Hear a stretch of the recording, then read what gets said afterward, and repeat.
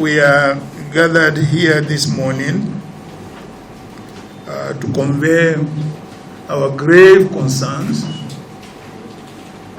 with challenges that our democratic experience is going through. We are a cross-section of leaders and political stakeholders from across the country. We have come together to address the dangerous and unconstitutional actions taken by President Bola Ahmed Tinubu on March 18, 2025, to wit, the declaration of state of emergency in Rivers State and the illegal suspension of the democratically elected governor, deputy governor, in the State House of Assembly.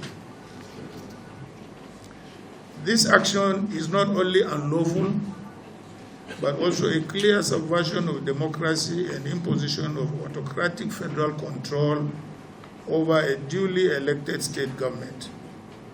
We strongly condemn this development and call on all Nigerians of good conscience to resist this brazen assault on the constitution of our country and the institutions of our democracy. The president's illegal and unconstitutional proclamation was presumably driven by the protracted, insidious political crisis in Rivers State, which culminated in the recent ruling of the Supreme Court. Naturally, we expected all parties to the dispute to follow laid down procedures and in good faith to comply or to promptly implement the judgment of the highest court of the land. We know that despite proactive statements and belligerent attitude of these opponents, Governor Fubara has demonstrated goodwill and appeared disposed to the implementation of the ruling of the Supreme Court. However, rather than rise above the fray, the president yielded to petty favoritism and betrayed the oath that he solemnly swore to before God and man, which was to do, and I quote, do right to all manner of people according to law, without fear or favor, affection, or ill will, and I quote. If President Tinubu had conveniently disguised his true intention in the past, his broadcast to the nation on 18th March 2025 betrayed his bias and fell far below the standard of comportment expected from his exalted office. Now, let's go to the various constitutional violations. Number one, illegal removal of a governor and state assembly. Without any doubt, the Nigerian Constitution does not empower the president to remove an elected governor, deputy governor, or state assembly under any circumstances. The procedure for removing a governor is clearly outlined in Section 188 of the Constitution of the Federal Republic of Nigeria, 1999, as amended, through an impeachment process initiated by the State House of Assembly, not by presidential proclamation or arbitrary pronouncement. Number two, misuse of Section 305 of State of Emergency. Section 305 of the Constitution allows the President to declare a state of emergency only in the extreme cases where public safety, national security, or Nigeria's sovereignty is at serious risk. However, it does not grant him the power to suspend elected officials or to demolish democratic structures as he has brazenly done in Rivers State. Furthermore, Section 305(1) states that any proclamation of emergency is subject to the provisions of the Constitution, meaning it cannot override the tenure and removal procedures of a governor. Number three, failure to meet constitutional requirements for emergency rule. The conditions under Section 3053 for declaring a state of emergency include the following. 1. War or external aggression. Breakdown of public order and safety. Natural disasters or any other grave emergency threatening Nigeria's corporate existence. None of these conditions exist in the current circumstances in Rivers State. There is no war, no widespread violence, and no breakdown of law and order warranting emergency declaration. Failure to follow due process. Even if an emergency declaration were valid, which it is not, it will still require a 2/3 majority approval of all members of the National Assembly. That is at least 72 senators and 240 members of the House of Representatives. If this approval is not secured, the proclamation must automatically cease to have effect. Number 5, alternative legal avenues were ignored. If the issue was the dysfunction of the Rivers State House of Assembly, the President could have encouraged the National Assembly to intervene under Section 11 of the Constitution. However, even under such an intervention, the governor and deputy governor cannot be removed by any arm of government except through constitutional means, as the proviso to Section 11(4) clearly provides. A manufactured crisis for political control. This state of emergency declaration is not about security. It is about power grabbing and control in Rivers State. The disagreements within Rivers State stem from the defection of 27 assembly members from the PDP to the APC, their loss of seats under constitutional provisions, and the subsequent political maneuvering to undermine the governor's mandate. Rather than allowing the law to take its course, the federal government has engineered a crisis to justify this obviously premeditated and brazenly cynical and unconstitutional action. We find the federal government excuse of pipeline vandalism quite untenable and even laughable.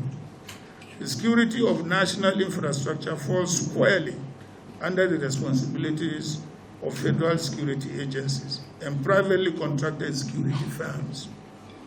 If this issue had to do with breach of security in whatever form, the question that should naturally be asked: who controls the police, the military, and the DSS, the governor or the president? Now, ladies and gentlemen, our demand and call to action. Number 1, immediate reversal. We call on President Bola Ahmed Tinubu to immediately revoke this unconstitutional proclamation and reinstate the elected governor, deputy governor, and state assembly of Rivers State. 2, National Assembly reduction. We call on patriotic senators and representatives to vote against this illegal action when it comes before them for approval. The National Assembly must stand on the right side of history and not allow itself to be used to legitimize an unconstitutional power grab.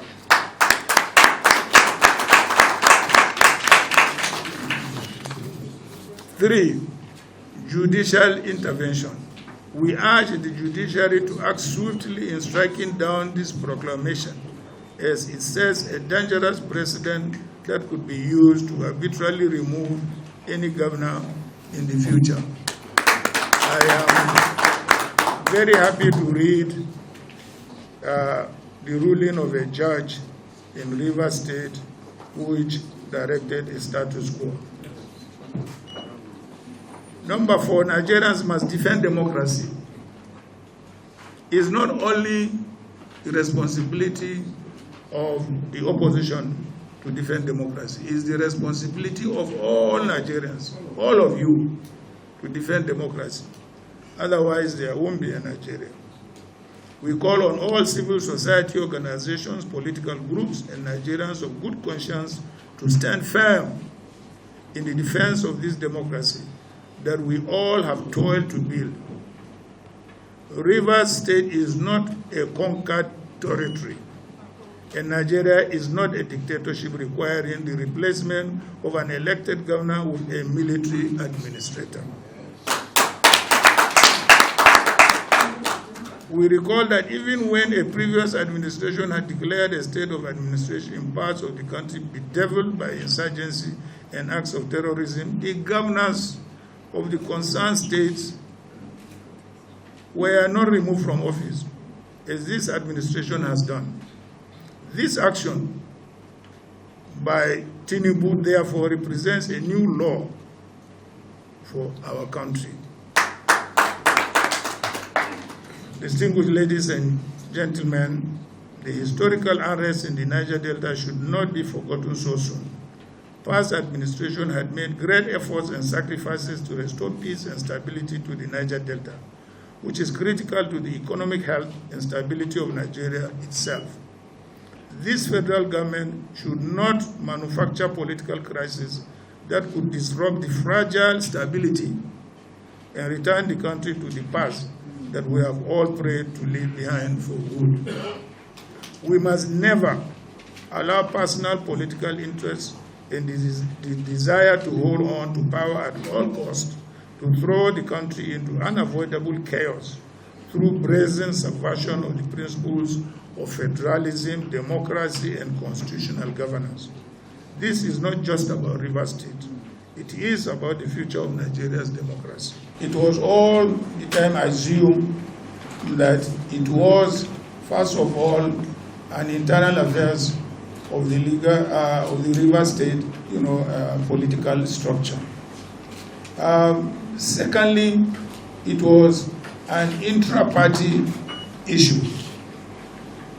If you ask me whether the PDP, which is supposed to be in charge in Rivers State, whether the PDP acted in good time to try to forestall this state of emergency, that would be a different thing altogether.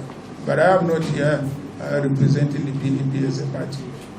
As a coalition of opposition political parties, we have reached out to our members in the National Assembly.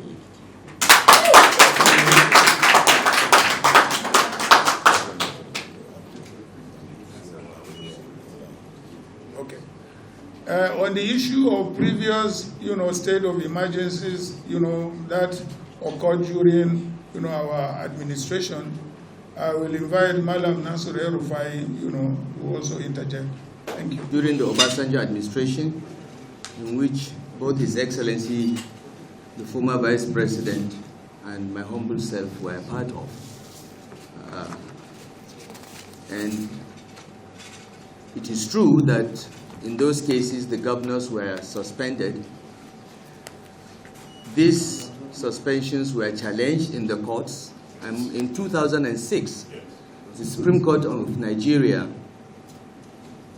gave a judgment clearly stating that even though by then Daria had been restored to office, but lashed the Obasanjo administration and said that under no circumstances would the emergency provisions in Section 305 be used to remove any elected official.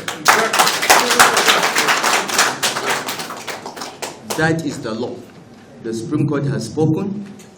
No legislation or constitutional amendment has changed that.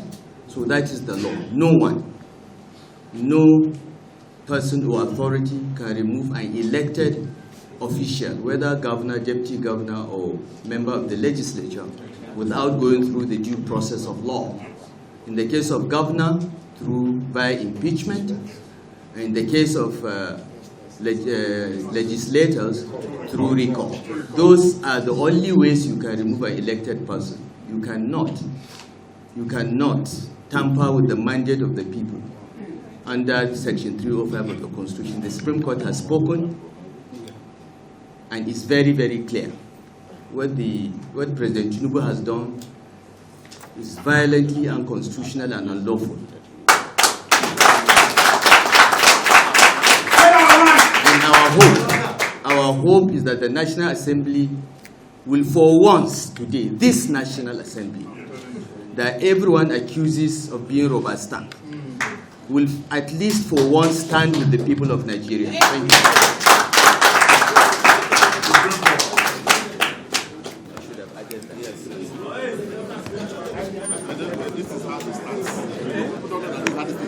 Yeah.